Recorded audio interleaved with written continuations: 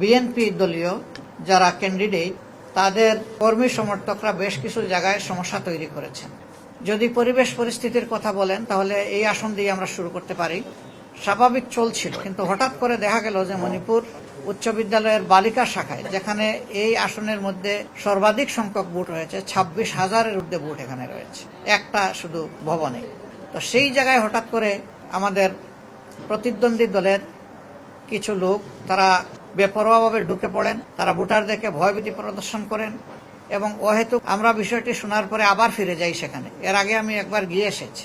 আমরা সেখানে গিয়ে দেখলাম যে সেনাবাহিনীর একজন কর্মকর্তা অত্যন্ত দায়িত্বশীলতার সাথে এই বিষয়টা তিনি হ্যান্ডেল করছেন এবং তখন পরিস্থিতি তিনি আশ্বস্ত করে বললেন যে আমাদের নিয়ন্ত্রণে আছে। আমি তখন তাকে বলেছি যে ভোট আওয়ার শেষ হওয়ার পরে শুধুমাত্র ভোট প্রক্রিয়ার সাথে সরকারের যে সমস্ত কর্মকর্তা কর্মচারী আছেন আর যারা বিভিন্ন প্রার্থীর এজেন্ট আছেন তার বাইরে যেন কেউ ঢুকতে না পারে, এটা আপনারা নিশ্চিত করবেন। ভিতরের পরিবেশটা এরকম নিশ্চিত করার পাশাপাশি বাইরেও অহেতুক জটলা এবং টেনশন যাতে কেউ সৃষ্টি করতে না পারে সেই বিষয়ে আপনারা আশা করি উপযুক্ত পদক্ষেপ নেবেন। তারা আমাদেরকে পছন্দ মতো ভোটটা দিয়ে যাক, ভয়ের সংস্কৃতি যেন তৈরি না হয়।